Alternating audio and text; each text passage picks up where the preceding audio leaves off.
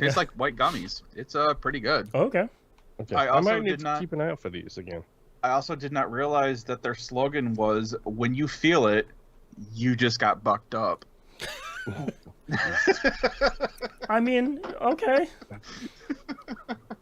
Sure. So yeah, that's all I had. It's pretty good. I like it. So I have good news and bad news. Okay. Hello, Internet. We should be live. Hi, Internet.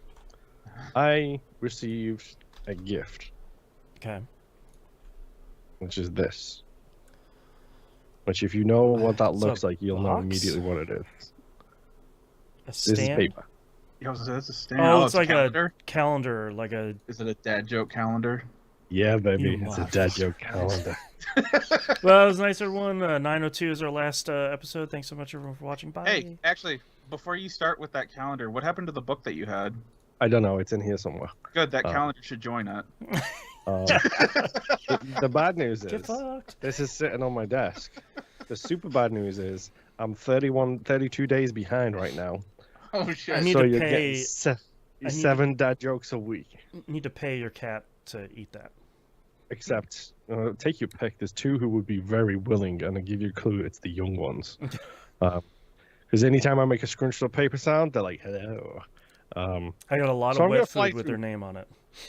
Yes. I'm going to fly through 15 of these real quick just to try and catch up on the backlog that we've hit here.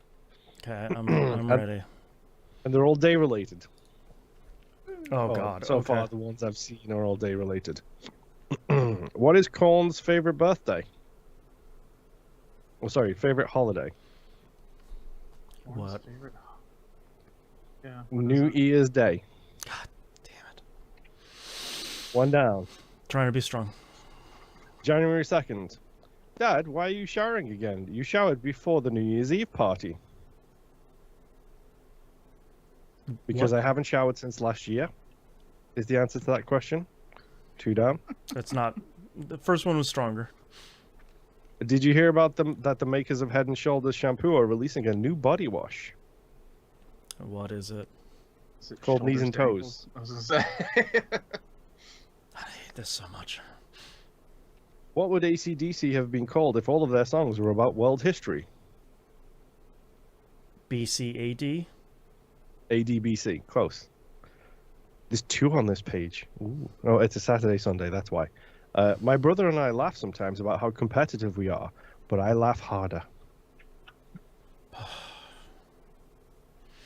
Dad, our cat seems upset about the rain. I think he misses going outside. You could say he has a bad case of catin fever. Oh, my God. That one was really bad, I'm not That's gonna lie. so... I heard Sally stopped selling seashells. She wasn't so sure about it anymore. I want to fight this calendar. I thought What it was do you gonna go into call the full anxious- thing about Sally not selling at the seashore anymore because Sally couldn't find shells or something? Yeah, that's true. No, that's a millennial / climate / young person. Yeah. What'd you call an anxious dinosaur? I don't know. A nervous Rex. God damn it. My math teacher was arrested for carrying a protractor, a calculator, and a ruler. The police charged her with possession of weapons of math instruction. No. Nope. That one was good. I like that No. one. That one's very good. I really like that one. My dad has a DeLorean. He only drives it from time to time. Oh, my God. Okay, this will be 2 weeks, and then I'll stop, and then we can have 2 weeks next week. Why did the spoon come to the party dressed as a knife? I don't know. The invitation said to look sharp. Okay. One of more the to go. better One ones. more to go. One more to go. I'd love to get involved in winter sports, but I don't know where to toboggan. Ow. I'm up to January 13th now, so next week, 2 weeks until we catch up. Okay, how about I give you an actual good dad joke that I have here on the Go top ahead. of the head. Did you ever hear about the foot-tall king? No. That's okay. He was a terrible king, but he was a great ruler. pretty good. It's pretty good. Thanks. Always keep that one in the back pocket. All right, are you guys ready to start this? Right next to the lactate pills. That's right. That's right. Yeah. All right, let's get started in 3, 2, 1. Welcome back to another episode of That Video Game Podcast, aka TVGP. I'm your host, Boston. Joining me as always is Moonpair. Hello. And the Nymph. Hello. Quick plug here for patreon.com/E1M1. Ones and numbers. I mean dad jokes. I mean numbers. That's right. That's right. $5 a month tier is a recommended one. That's per month, not per episode. As we were talking about dad jokes, you get the uncensored exclusive Outcast, where we're talking about everything that's going on in our lives except for video games.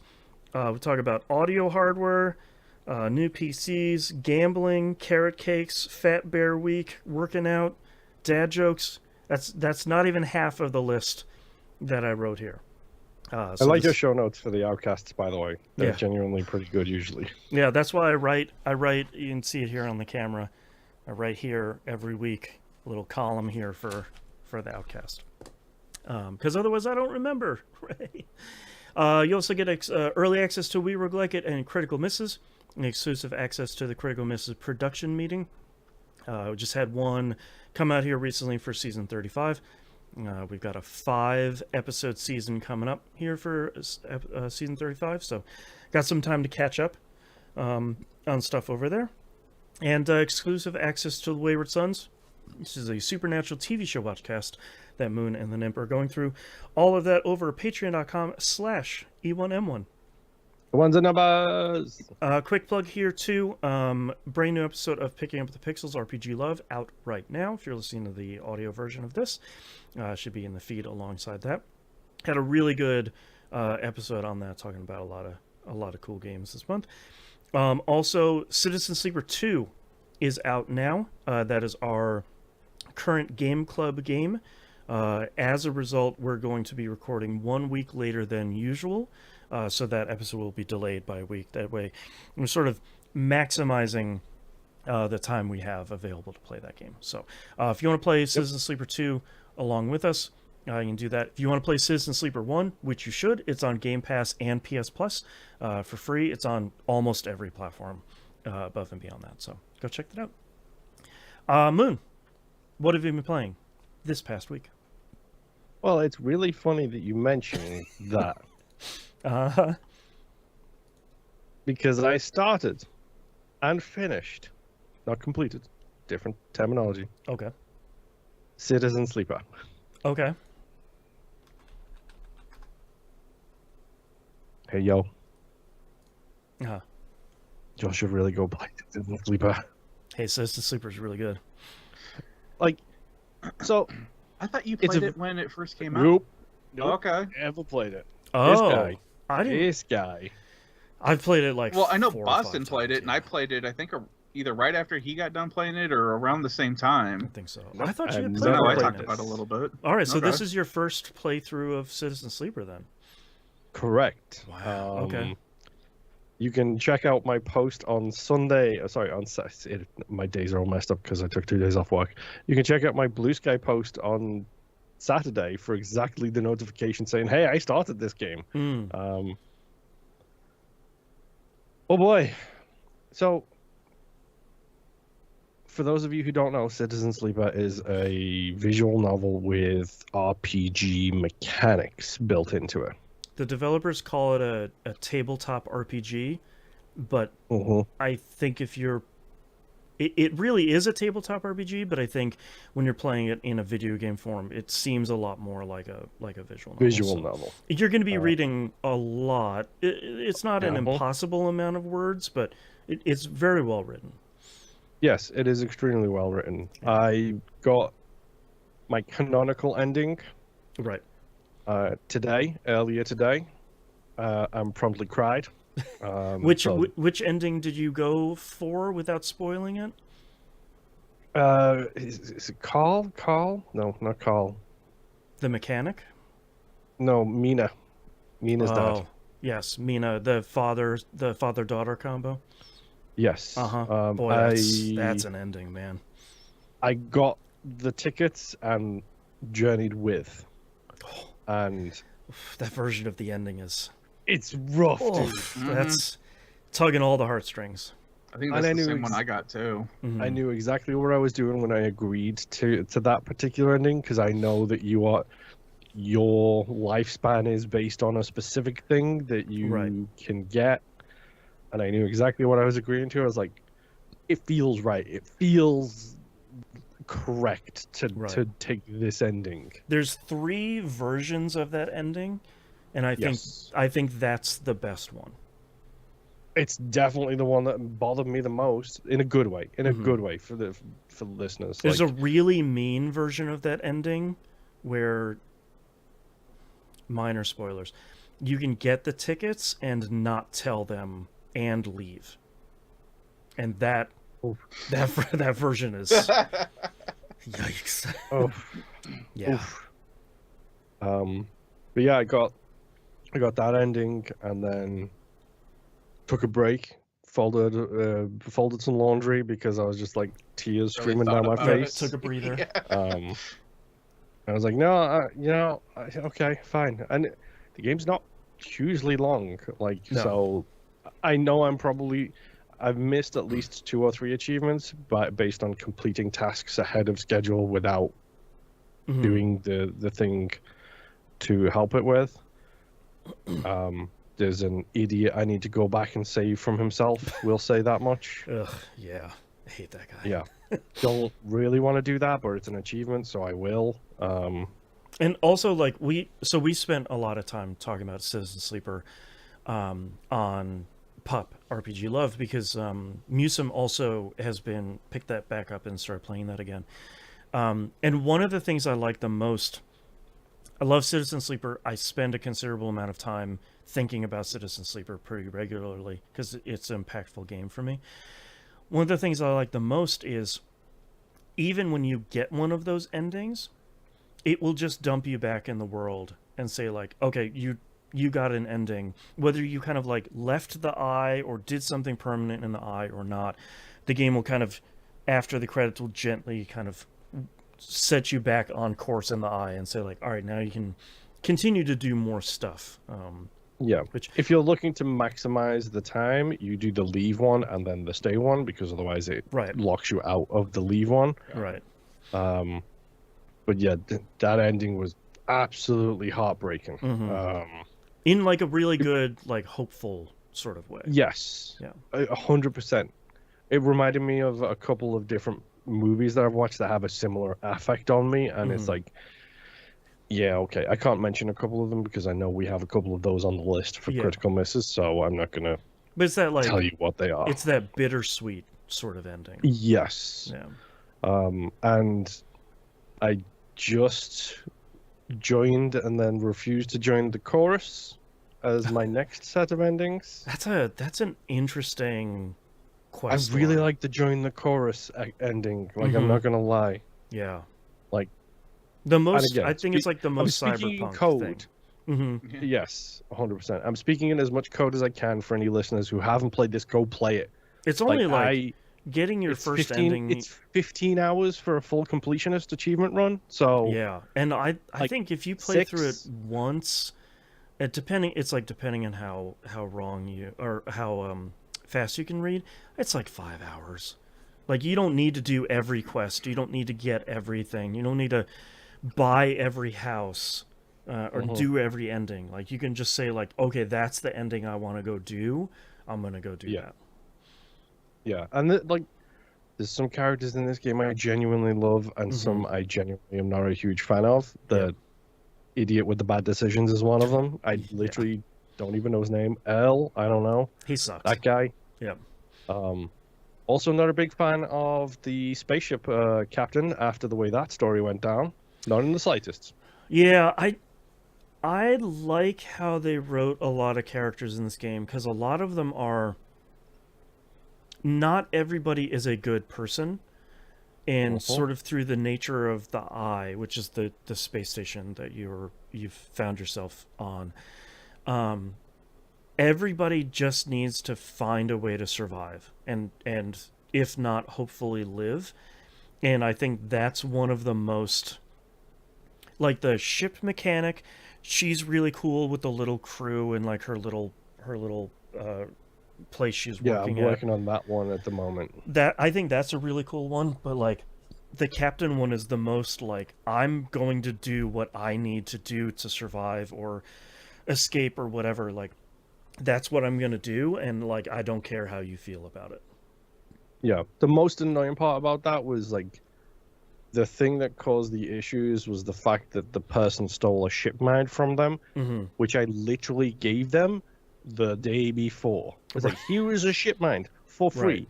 Fix your ship. That is fine. You didn't have to have such an angry response to this other person taking it, because I already fixed all of your problems. Yeah. I already weaved my magic spell and fixed all of those issues. The hunter-killer storyline, I think, is really interesting too. Yep. That whole aspect of it. Have you run into the vending machine? Yes, he's the one who takes you down the hunter-killer storyline. Oh, that's right. That's right. I love the design on that vending machine. I bought a pin from, I think it's Fangamer, of that vending machine. That's so good. I thought you were going to say you bought like a miniature vending machine. I was expecting How much is it going to be? Yeah. Yeah. Like the Borderlands, like 2 limited edition loot chests that you got, except it's just that for a vending machine. Yep.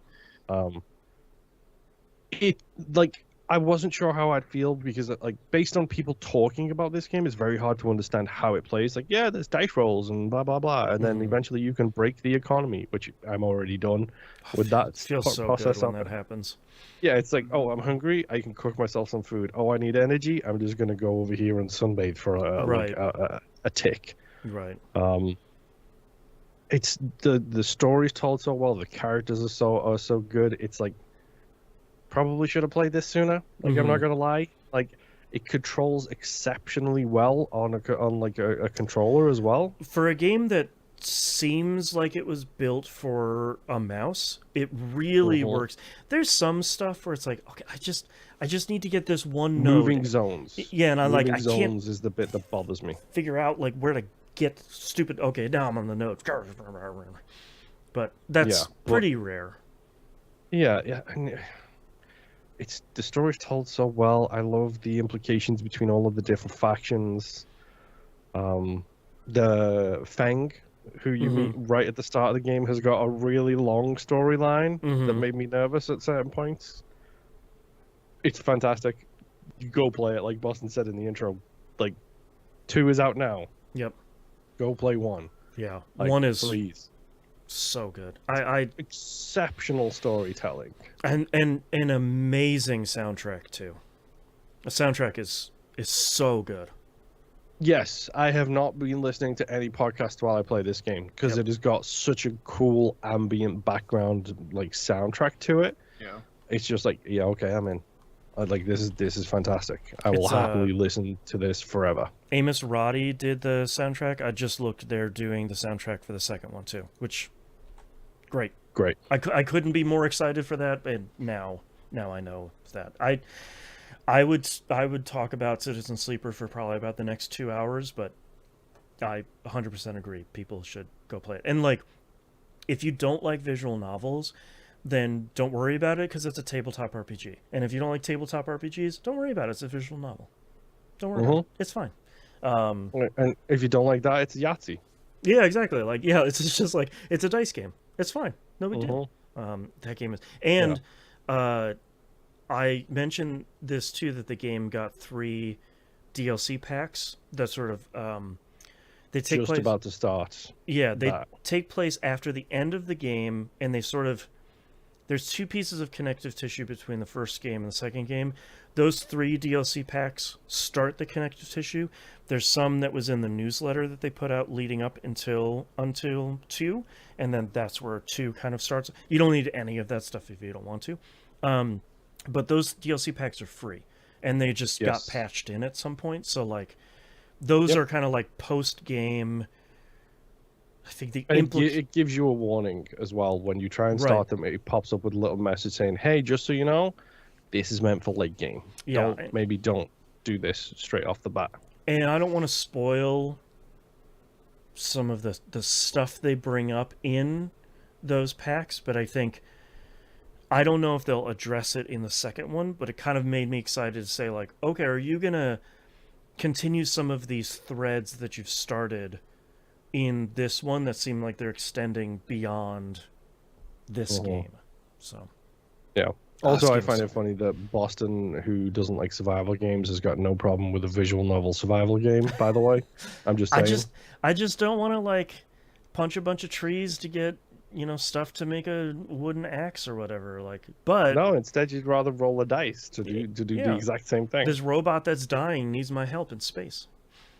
But honestly, though, they do a really good job with constantly keeping you on the edge. Even if you have all 6s on your rolls, that doesn't mean you're going to have a good day. Right. And just because you had no 6s on your rolls doesn't mean you're going to have a bad day. Exactly. Exactly. And like they do that great build at the start where like the start of the game is super tense because you're always balancing on a resource's edge, be it energy, be it condition, whatever it is. But then as soon as you start getting I love the terminology, as soon as you start like finishing drives. Yes. And it's like such a good term. You get the upgrade points, and then it's like, okay, now I'm a bit more better handled for this thing. It's like, now if I need money, I go play the card game, and you can't actually play it. I go put the dice in the card game in the high stakes thing in the club because it's like 26 credits, and I've got a +2 on that now. So it's like, yeah, I'm done. Like, you go, let me put this 4 in here and win. And the thing that I like, I'm trying to push this soapbox further away, but the thing that I really like about the approach to a cyberpunk story that they took in Citizen Sleeper is, and I will say this forever for whenever I can talk about this game, is they really talking about the positive side of community in a cyberpunk world. So like, as you get deeper in the game, you have someone that's your friends that you can get discounted food from. You have a way to get your medicine that maybe isn't free, but is maybe discounted. You have a better place to live that has more options for you to take care of your robot body and store more things. And it has a cat who's very cute.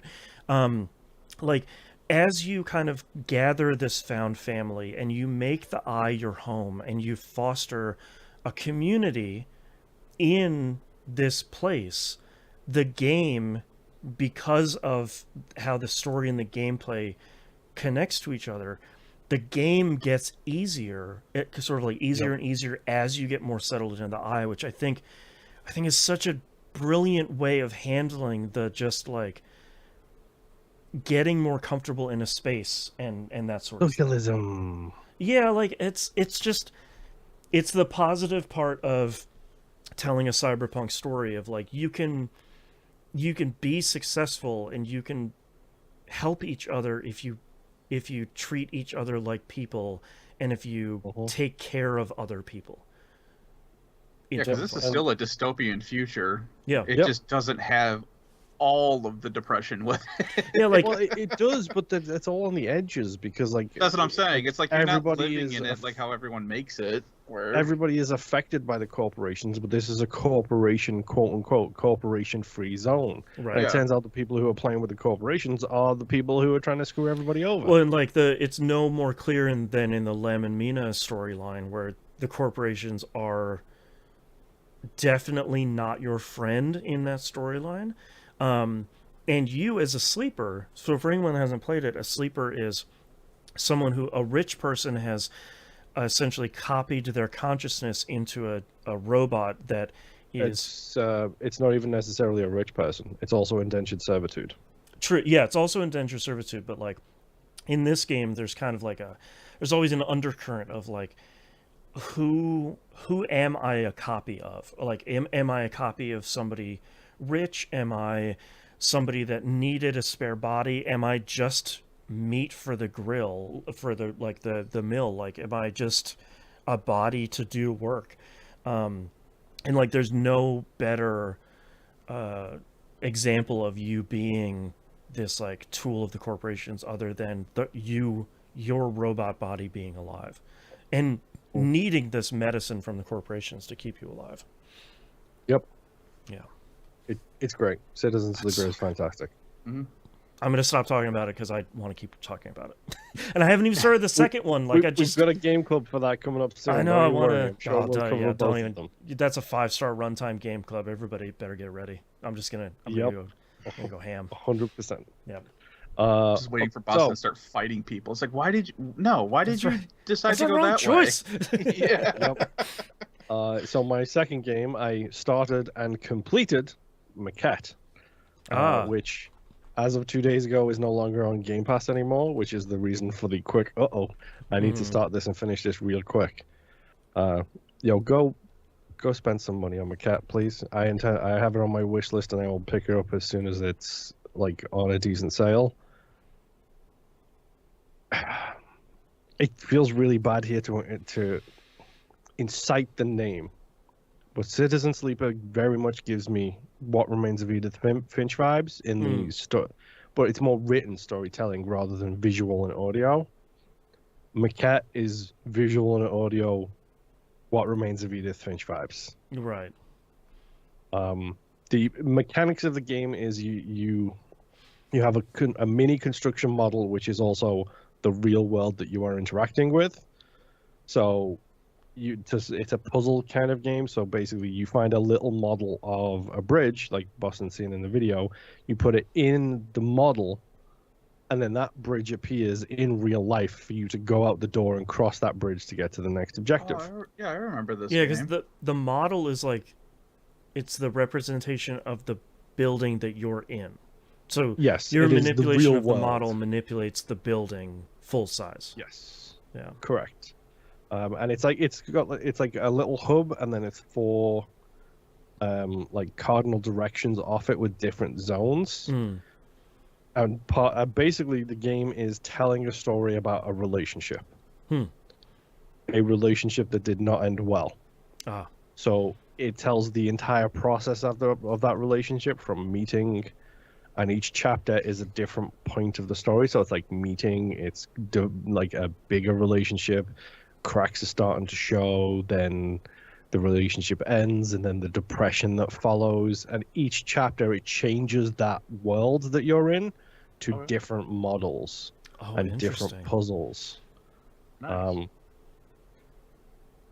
It did not. Citizen Sleeper made me cry. Maquette did not make me cry, but Maquette did make me extremely sad. And again, maybe this is just a problem I have, but it is the exact same problem with that ending for Citizen Sleeper, where it was sad, but it was a hopeful, bittersweet kind of sadness at the end of it.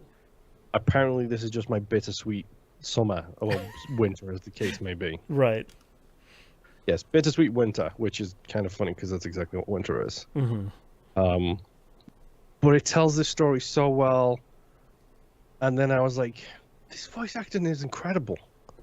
Like, the way it tells the story through the voice acting and the formation of the worlds, and then the repercussions of everything, and the visual language that it speaks. I was like, of course it's an Annapurna game, because of course it reminds me of Edith Finch. There you go. And they do that thing as well, where they do the custom Annapurna logo at the start, where it's based on the game that you're loading up, and it's all in the style of this game. That's the good stuff. It's a really good game, really short. It's like 3 hours long, if that. Just like Edith Finch, to be honest. Some of the puzzles can get a little tricky at times, I'm not going to lie. There's a gem-solving puzzle later in the game that's particularly confounding. But it's just great. Like, it tells the story so well, and it's got 2 famous people as the voice actors too. I wish I could remember their names. It's got the red-headed lady who was famous for a hot minute about 4 or 5 years ago. Cannot remember her name. And you'll like this, Boston. The gentleman who does the voice acting is Lead from Fringe. Yeah, Bryce Dallas Howard and Seth Gable. Yes, Seth Gable is Lee from Fringe, who only really gets a big role in season 3. Right. It's beautifully told. It's it's a puzzle game that I think walks that line fine of making you feel smart, and also I never had to look up a guide for it. Essentially, like I figured it out relatively quickly. There was 1 or 2 moments where I was stumped for like 45 minutes on a puzzle that I should have just Googled, but I didn't. It's great. Like, pick it up, play it. It's like it's a couple of hours long, and it's genuinely a wonderfully heartfelt story. And that one I did complete. Oh, nice. I did go back and get all of the speedrun achievements in it, because of course the speedrun achievements in it. But they're honestly very, very simple. Like, really, really, really simple. The only other 2 things I played Minecraft, because apparently I cannot not play Minecraft anymore. The server is going well. Apparently we are gathering an army of people like 4,000 cubes away from the starting point, because a bunch of people came over to see what was going on. I was like, okay, let's all hang out here, I guess. I'm busy building a castle. And the final thing I played was Lethal Company. Nice. Lethal Company is still great. I don't know how. I haven't changed the mods since the anniversary stream. I haven't updated any of that. Although I did happen to see a clip of somebody playing something, and I'm like, I need that mod desperately. I need that mod. Tell me where you got it. The person in question always posts the mod lists underneath the streams. So please, more people do that. By the way, instead of just being like, do some digging. Secret mods. It's like, come on, man. Yep. Just post the link. I mean, especially in Lethal Company, where you can literally just post a code, and then people can download that code and get every single mod. Yeah, true. Yeah, it's great. I love this. I love Lethal Company. It was a blast. We had fun. There was more than a few instances of screaming, as there usually is during Lethal Company. Bills is a troll, as always. Yeah. We went to Zen again. The world from Half-Life. Okay. Come on, which is something I downloaded because, like, sure, why not? Let's go check out Zen. Let's try that. Yeah. Has its own custom interior with the HEV suits everywhere. All right, that's pretty good. And the apparatus is a crystal, one of those crystals. One of those crystals. I appreciate it. Only downside is that crystal glitches, and you can't actually drop her off at the ship because it just vanishes. A resonance cascade, naturally. Yeah. Yes, of course. I don't know. Lethal Company is still fantastic. I love that game. I love playing that game. Again, every other Friday, check out the LFG group. Just send me a message. I will send you the codes if needed. I will update those codes as and when needed. If you're interested in joining in, the lobby is big enough. Trust me. There's always room. Always. So give me a shout. Send me a message. You know how to get in a hold of me by now. It's my username. That's right. Other than that, that's all I've been playing. Mr. Nem, take it away. Tell me about your RPGs. All right. The only RPG I've been playing this week, the only game I've been playing this week, is still Dragon Age Veilguard. Depending on what website you look at, I am either 5 quests away from the end of the game or 9 quests away from the end of the game. Okay. I don't know what makes this so difficult for people. There should just be a quest list, but all right. Yeah.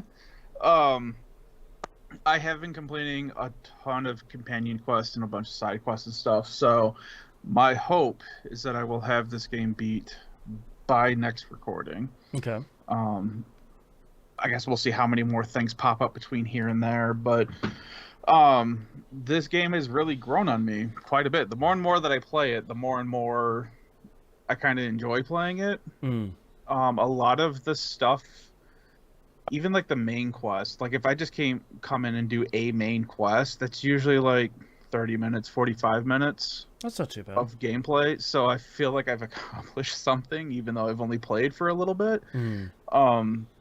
But then there's also weird stuff where I've had a couple companion quests where it's like I show up to the location, I do like a conversation starts, I have a single input that I give, and then they're like, all right, cool, companion quest completed, and it's like, okay, good talk. We didn't do anything. Yeah, right. It's like that was weird.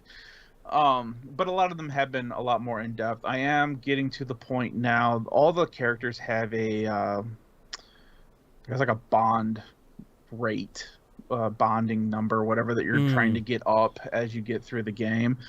Everyone is pretty much at 7, except for a couple of people I have higher up. I think Lucanus is at 9, and I constantly have him in my party because he's the one that has the slow growth because, you know, I screwed over his city or whatever forever ago. So right. His bonding takes a lot longer than everyone else's.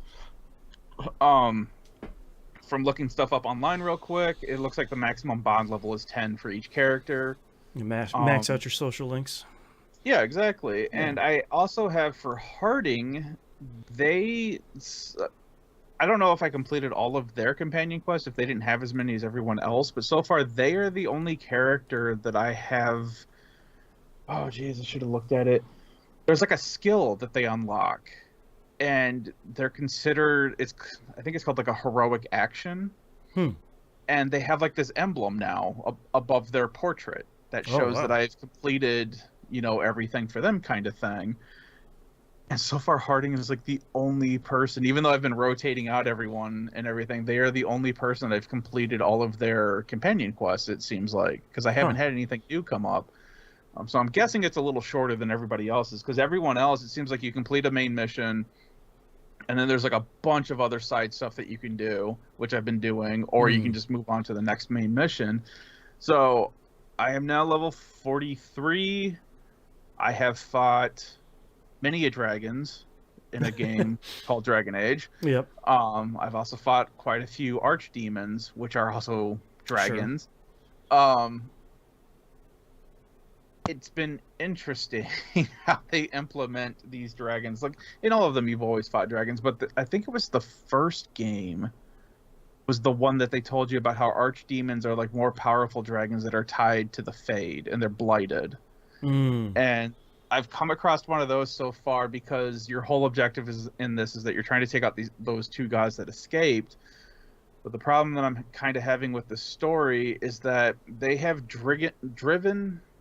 they have dragged on taking on these gods to like Dragon Ball Z levels. Where he got away again. Exactly. I have fought these dragons and I have fought these gods so many times, and I get them on the ropes.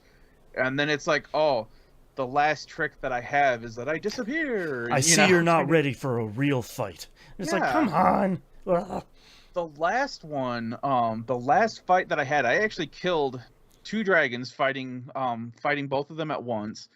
And then in the little movie cap, like, I royally messed up one of the gods. I'm like, finally, we're going to take one of these out. Right. Nope.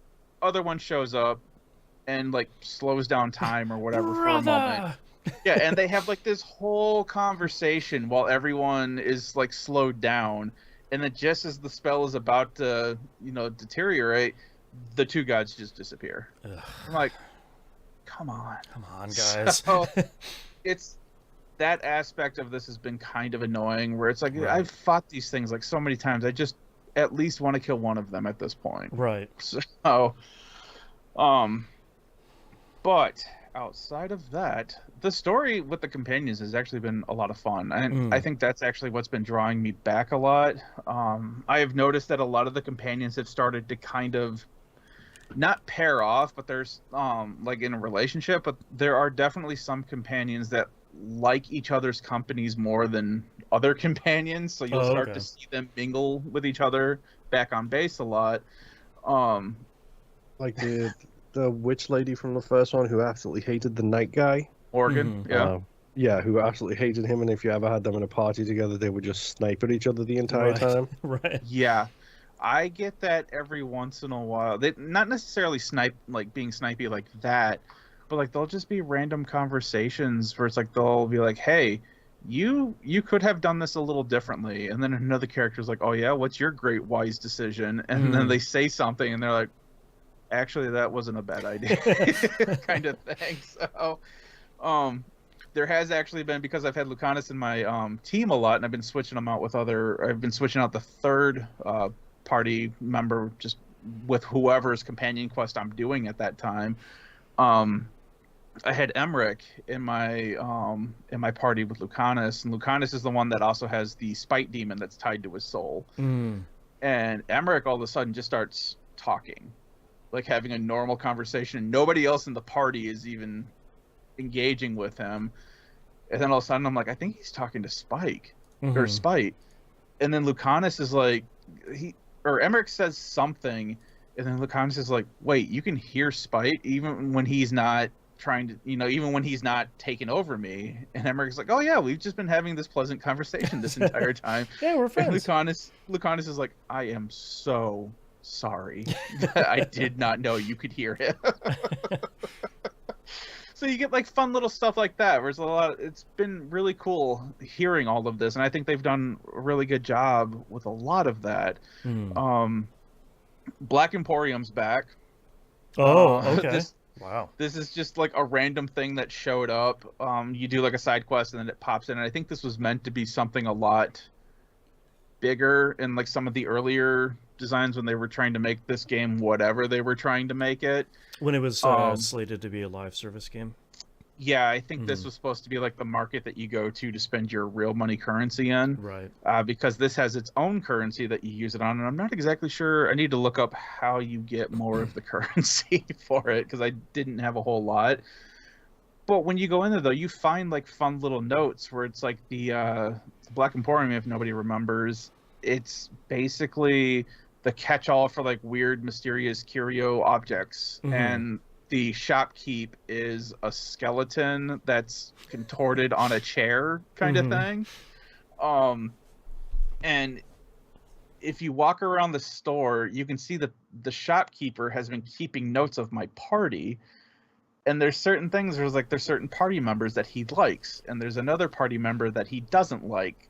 Specifically, he does not like Harding the dwarf, because she asks too many questions and she doesn't buy anything.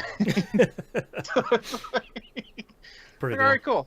I'm really enjoying a lot of that stuff. Got through, did a lot of the memories of Fen'Haral, which gives you a ton of backstory on Solus, like way back before he was in Inquisition and everything. So you get a lot of cool back end stuff with that. That's all story related, so I'm not going to get into it because that's like mid-story stuff. But seeing a lot of that back end lore finally brought forward, so you can kind of have an idea on what's going on, that was a lot of fun. That's cool. Especially the way you have to collect them and get them, and how they turn into basically murals in your base once you do find them. Oh, cool. So that was really sweet.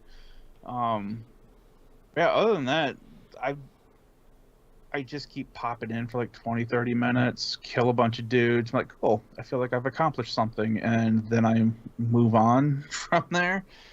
I mean, if you can do that with a huge RPG like this, that's really good. Yeah, exactly. That's kind of my thing, where it's like it's been real easy to get in and out of, which I wasn't expecting. Not that I have an issue with them, but like the older Dragon games are like very lore heavy, and it's like if you took like a week off and then jumped back into it, you're like, wait, who are you and what were we doing? Yeah, kind of thing. Whereas this one, it is very easy. They even have the main quest when you're looking at everything. They have hey, this is what you've completed so far. So if you do drop it for like a month or a couple weeks, you can just highlight the main quest where you're at, and you can go through and it'll tell you, okay, this is overall in the world what is happening. Oh, nice. Or do you not remember where you left off with Harding? Here's everything companion quest wise that you and Harding have done. That's cool. And it gives you like a synopsis of like all the quests and stuff that you've completed and what's happening in the world. So they do a really good job with that as well. Nice. But yeah, I still don't think it's worth full price. But like if you're interested in Dragon Age and it comes down in price to what I would consider to be a reasonable price, like I've seen it on sale for like $30. I'm like, yeah, for $30 I would highly recommend picking this game up. Good news for me, $40. I just purchased this for $6 the other day. So thanks okay, to an yeah, Amazon gift card I had, where it's like someone listed it for like $25, and I was like, oh, that's a pretty good price. And Amazon's like, you have like a whole bunch of gift cards, and I was like, yeah, here we go, $6. That's a good price for a physical copy of Dragon Age. I'll take that. Yeah. So like anywhere obviously $6 is a steal no matter right. how good of a game it is. Right. But like, anywhere from like $30-$40, I would highly recommend it. Anything higher than that, it's like, if you really, really want to check it out, yeah, but I would wait for a sale on it. But yeah, it starts out kind of slow and kind of rough, but it does, for me, progressively. Once you start getting more companions, the companions are where it's at for me. That's what's really driving me on. Like, I have a character who's currently going through kind of an identity crisis, where they've realized that they are non-binary. Nice. The portion that a certain group of people in the world got super angry about for no real reason. Yeah.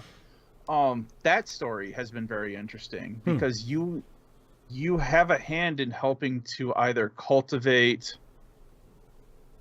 I guess, how they feel about themselves, or just putting a right stop to it and being like, no, you're wrong. This is how you should be thinking, kind of thing. Interesting. So I'm obviously not going down that route. Right. That may be, there is no alignment in this game either. There's no good or bad choice kind of thing. Interesting.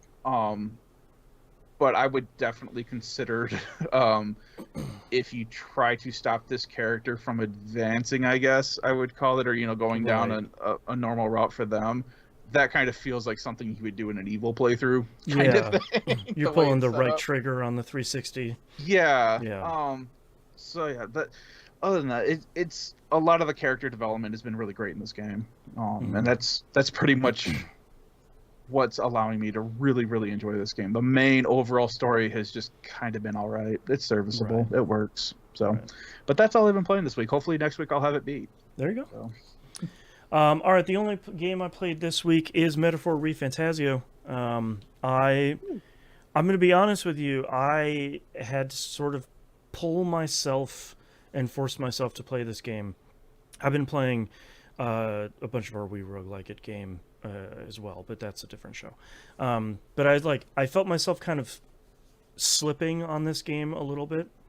So I pulled myself back into this, and I'm really glad that I did, because I beat that boss I was struggling with last week. And I got to the part where after you beat that, you kind of go into the next large area of that cave, and there's a giant dragon. And the game makes such a huge deal about this dragon, saying like, oh my, we can't fight a dragon. Like, it's just the three of us.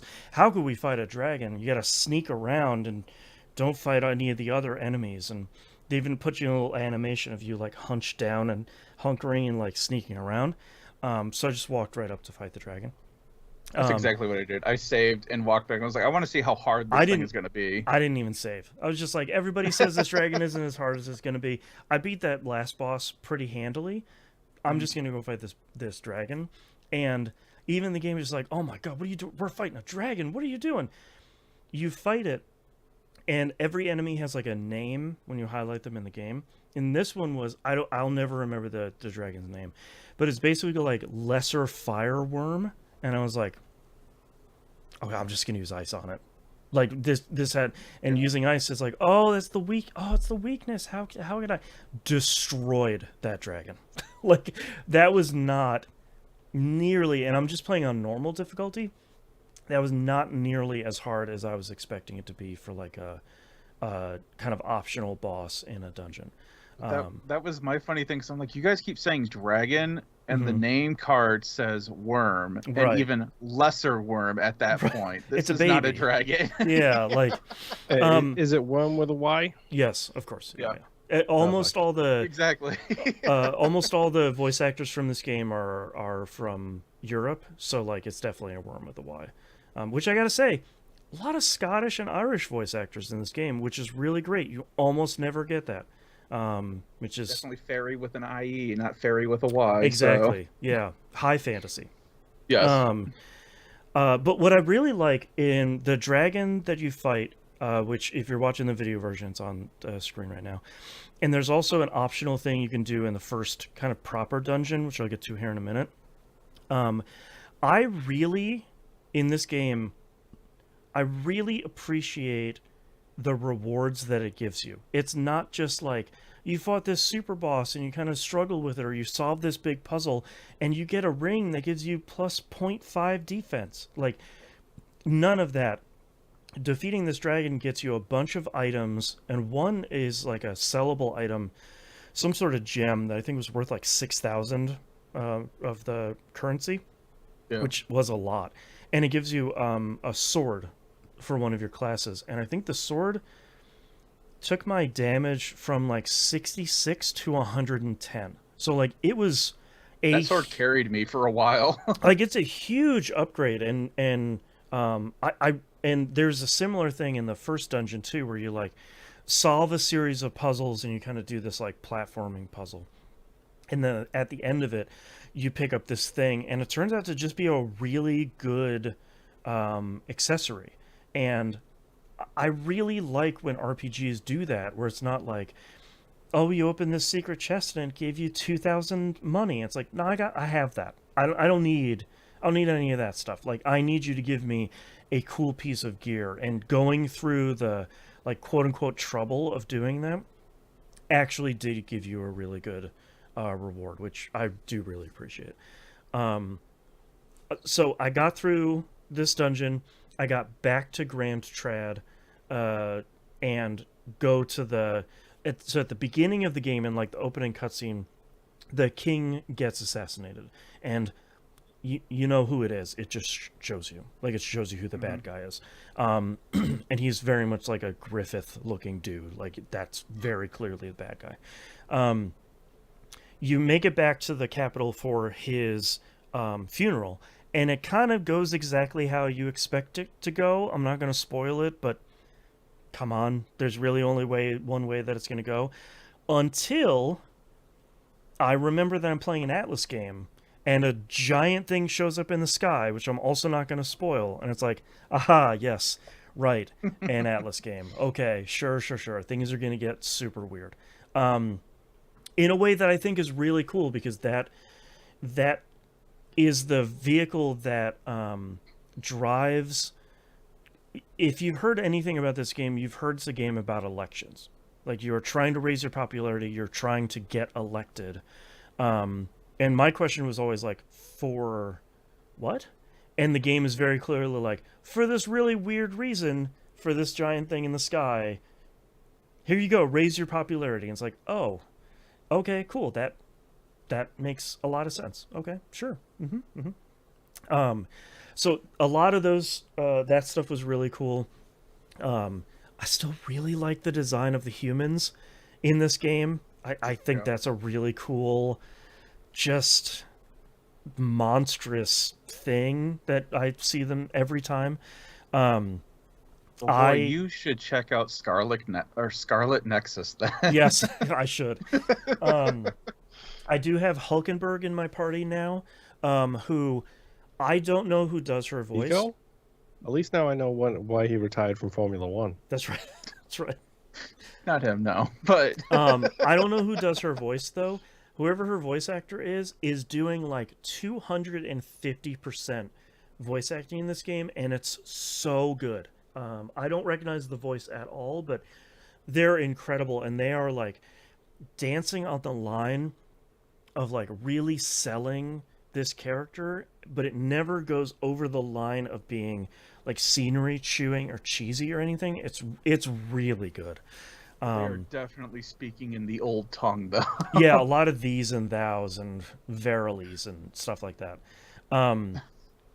I just right before we started recording this, I finished the first proper dungeon. That dungeon was way longer than I was expecting it to be.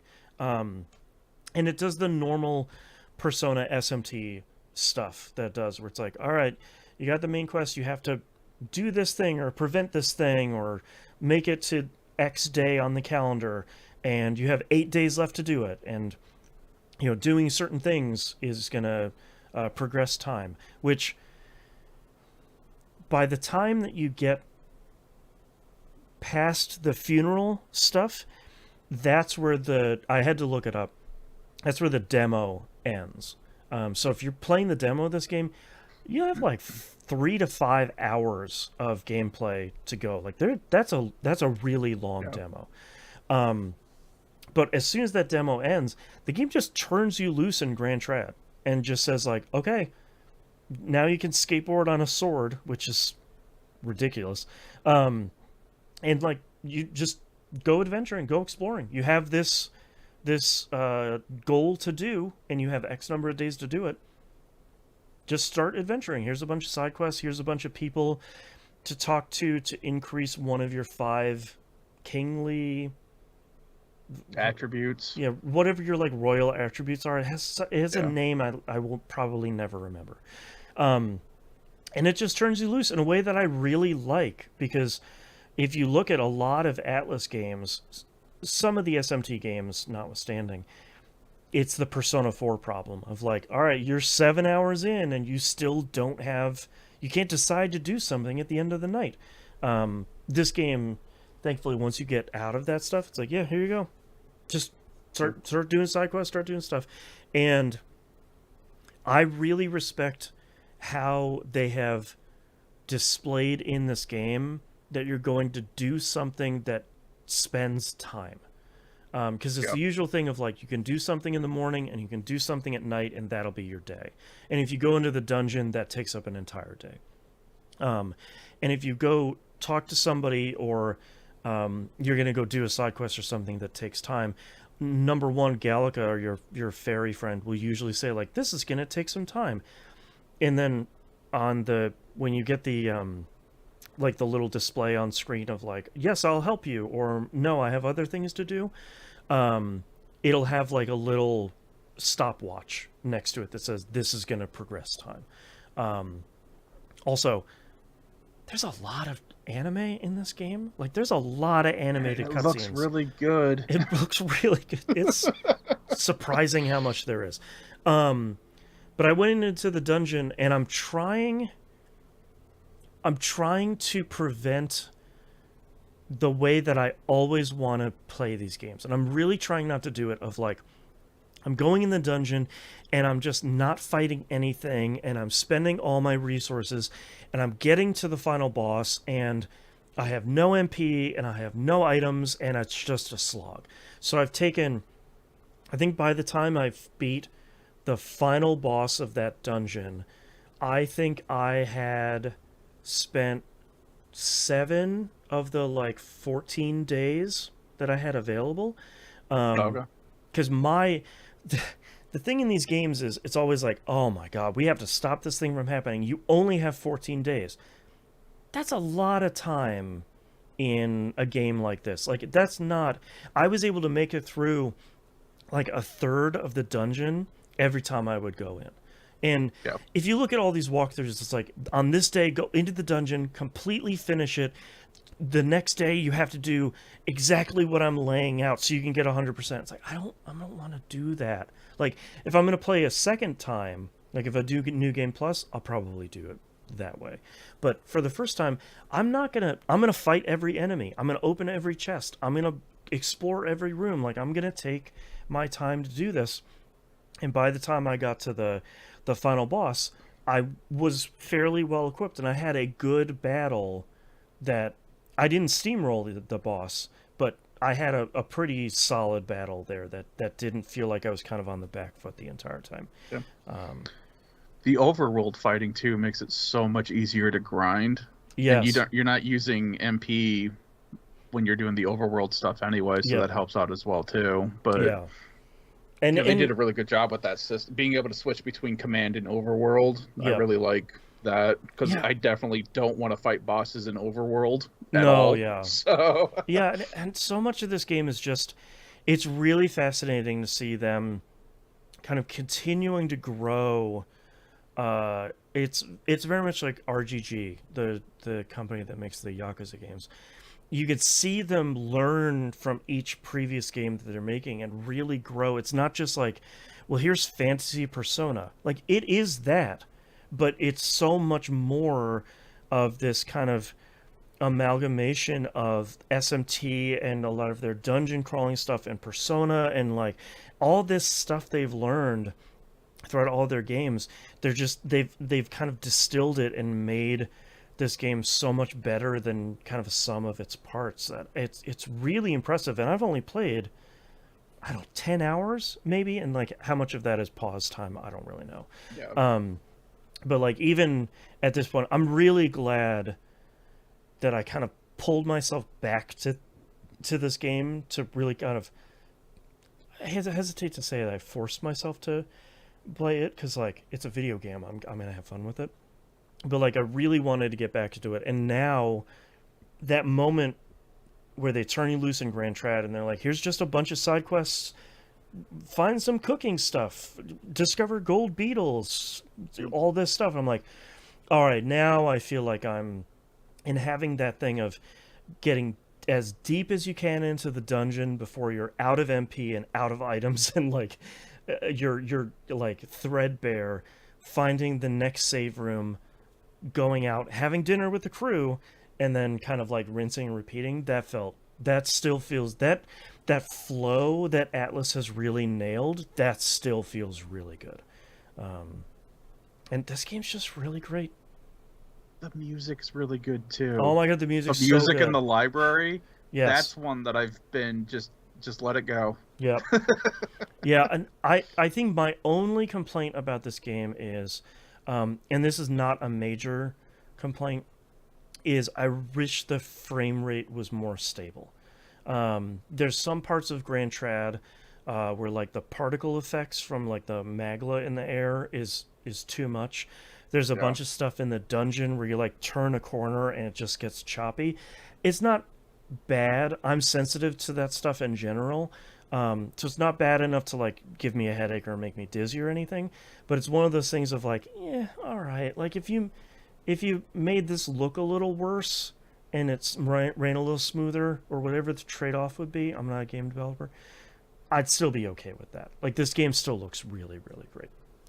So it's great. I'm really looking forward to playing more of it. Now that I've finished that dungeon, they're basically like, yeah, now you can go outside and do a bunch of exploration. Here's some monster bounties that you can go do, and here's a bunch of other stuff we've opened up. And it's like, yeah, all right, yeah, cool, great.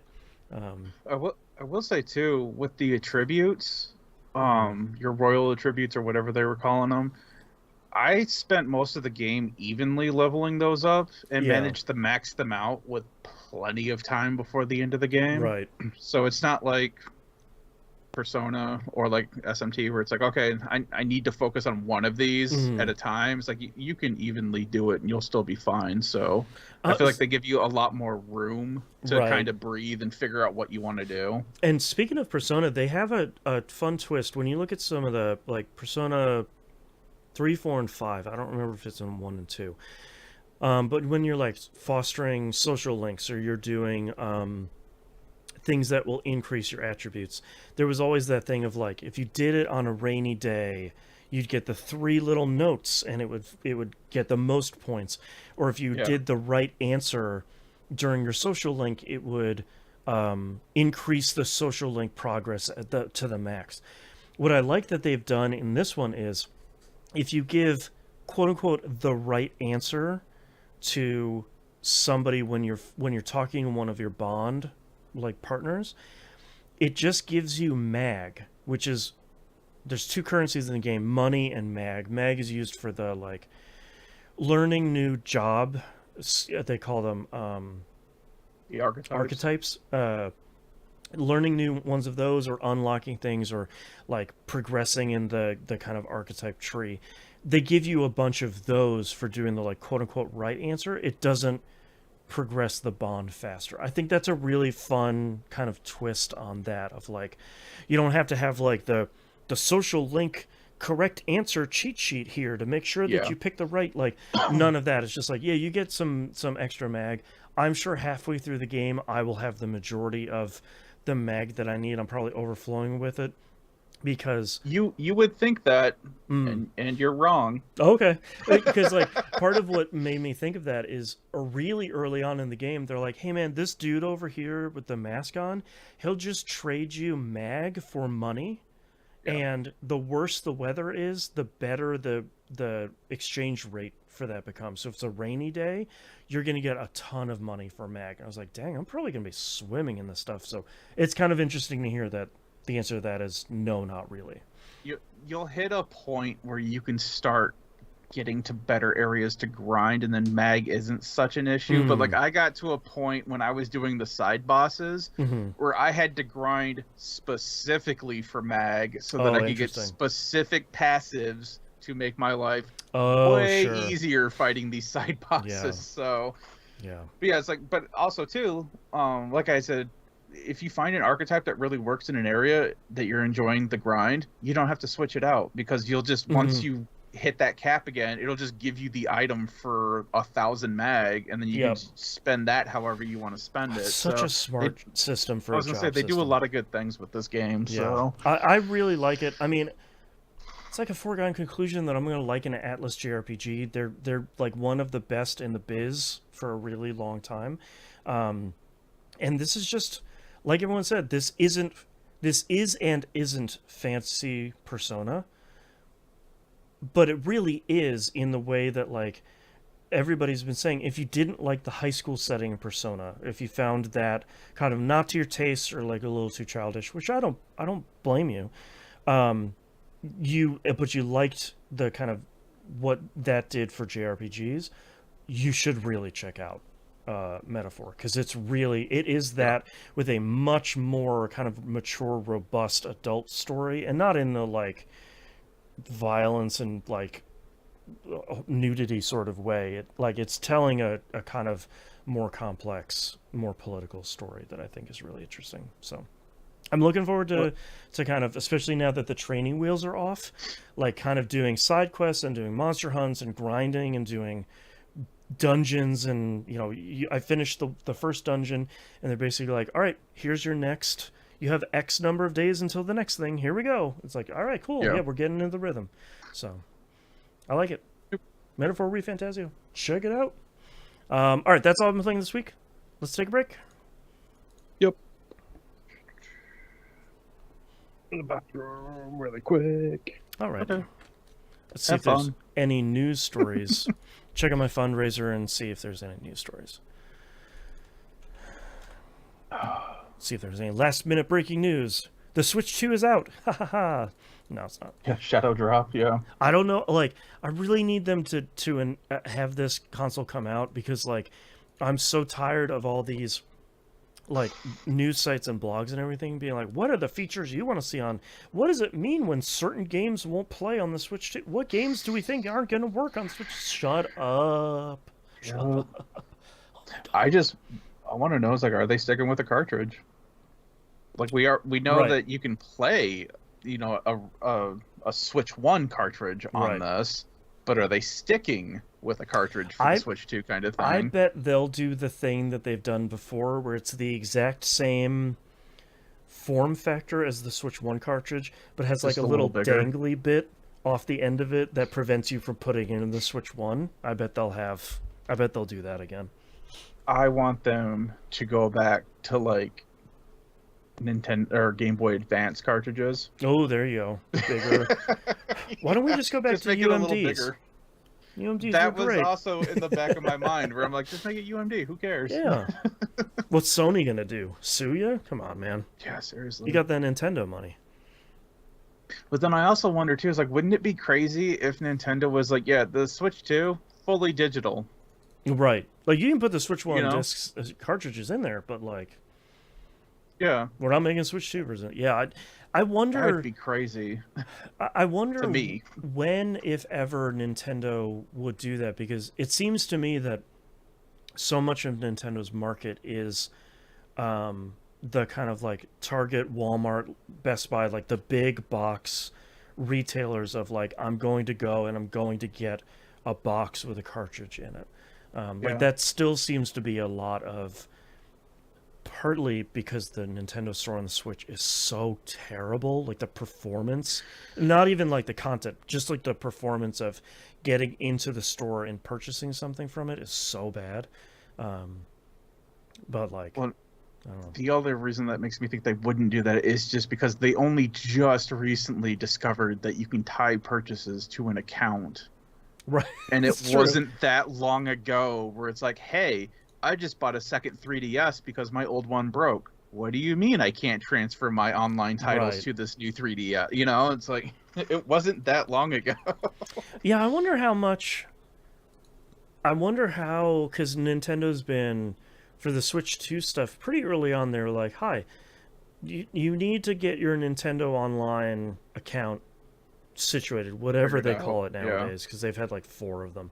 Like, that's going to carry stuff over to the next Switch. So, like, get this stuff ready, because you're gonna have to move it over. So I wonder how much of that is gonna play into this one. Yeah, I'm definitely excited to hear more about it. Yeah, and we only have like 2 months and change here until we get their kind of next big direct, which I'm assuming at that point we will get release date, pricing, if not price. I hope it would be both, because it can't be that far off at that point, I'm gonna assume. I would think they would want to do a holiday release for this year. I think it would have to be in stores well in hand before the holiday. But the other thing, like what I was talking about with gaming PC, they may have to hold off on the pricing to figure out how the fuck the tariffs are going to screw everything up. So they may not be able to announce that yet. Yeah, true. All right, you guys ready for this next part? Yeah. Go. Let me find my news stories here, which I don't have anywhere. There they are. Whoop, nope, not the pup episode. There we go. Okay. All right, let's get started in 3, 2, 1. Let's talk releases for the week of February 3rd, 2025. Rogue Waters comes out PS5, Series consoles, and Switch. This came out on PC, it looks like, last year. Is a tactical turn-based roguelite in a cursed pirate world. Looks like you have kind of like roguelite ship battles, naval encounters, and then when you board the ship, it looks like it's kind of a turn-based, I think sort of grid-based thing. So that looks kind of neat. Yeah. Nice to see a difference. Put it on the list, Boston. Yeah, exactly. Well, and it's also nice to see something that isn't like, in a world full of magic. And it's like, yep. So pirates have magic too. That's true. The coins and all that. I saw those movies. Yeah. So that's Rogue Waters.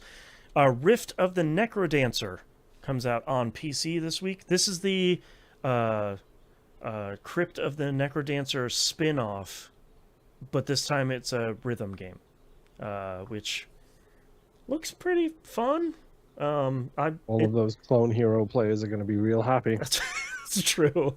So I'm really curious to see how this is going to do, because I like rhythm stuff. It looks like it's a 3-button rhythm game, and it's neat to see them, instead of just making like, we're making the second game, we're gonna make a rhythm game now. So I respect it. I think that looks pretty neat. So Rift of the Necrodancer. Next up is Big Helmet Heroes. Comes out PS5, Series console, Switch, and PC. This is a 2-player co-op, kind of classic looking beat 'em up game. It also, they mention here in the YouTube description that it also has couch co-op as well.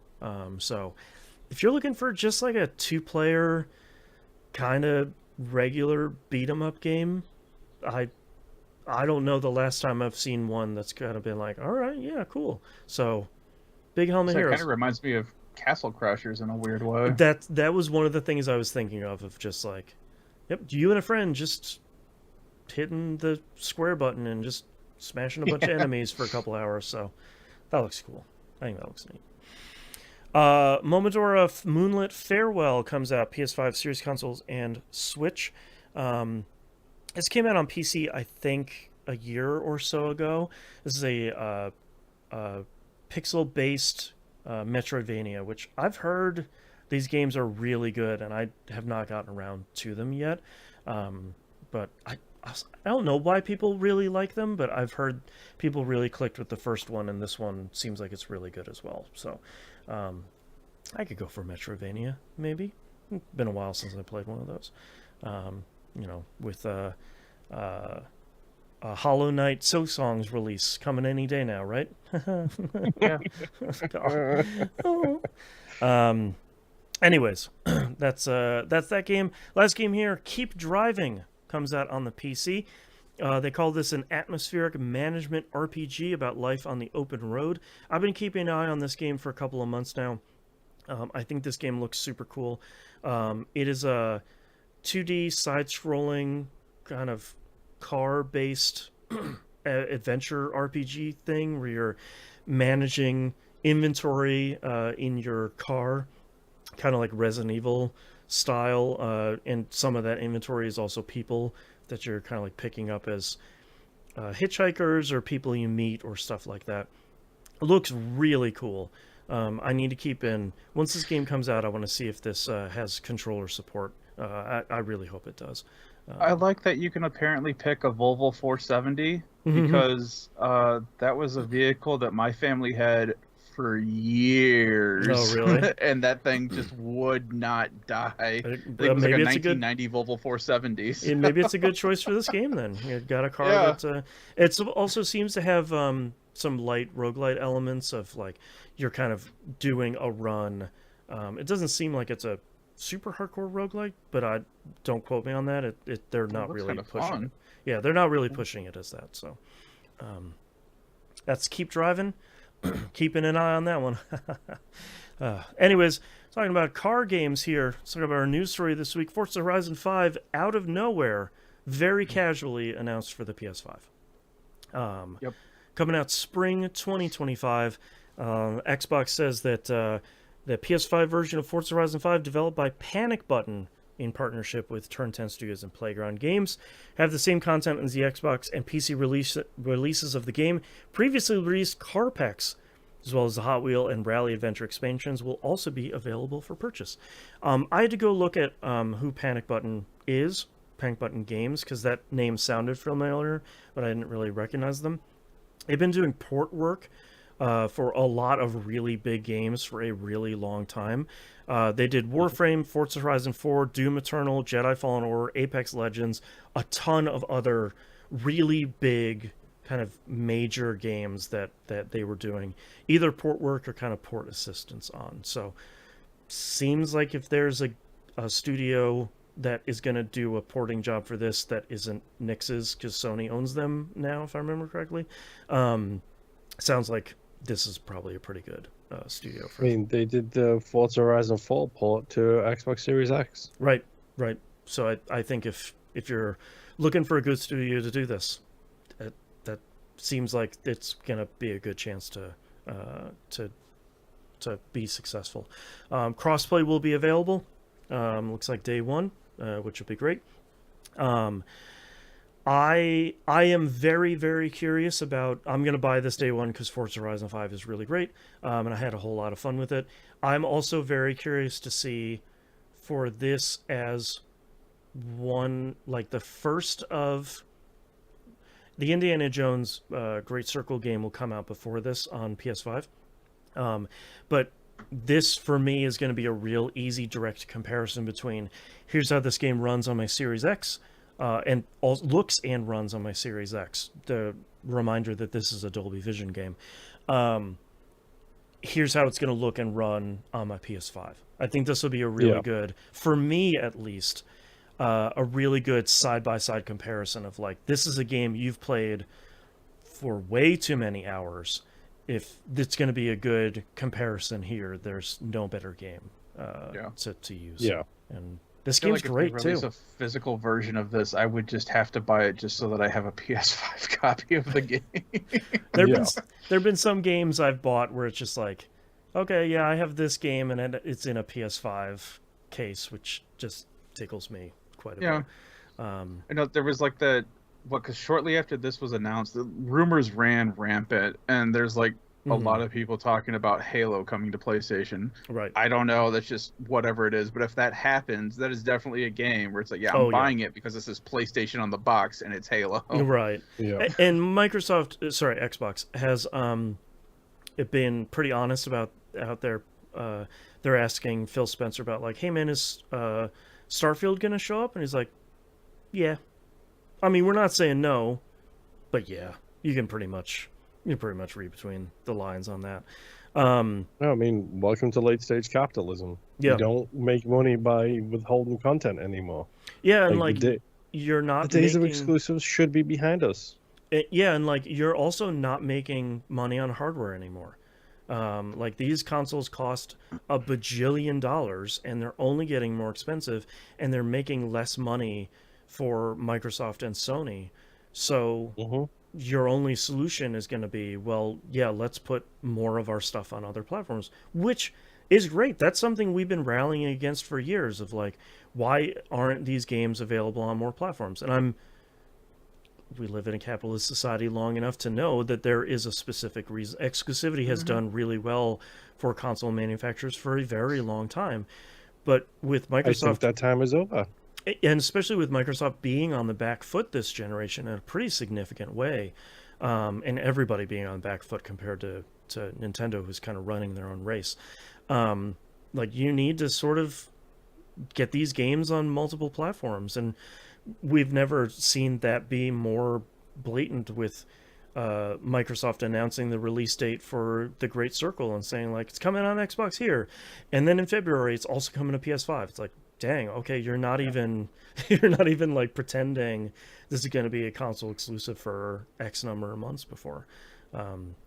So really interesting. The only other thing they mention here is they say, in addition to bringing Forza Horizon 5 to PS5, we're working on a special new free content update to all platforms, Horizon Realms. That's with the capital H&R.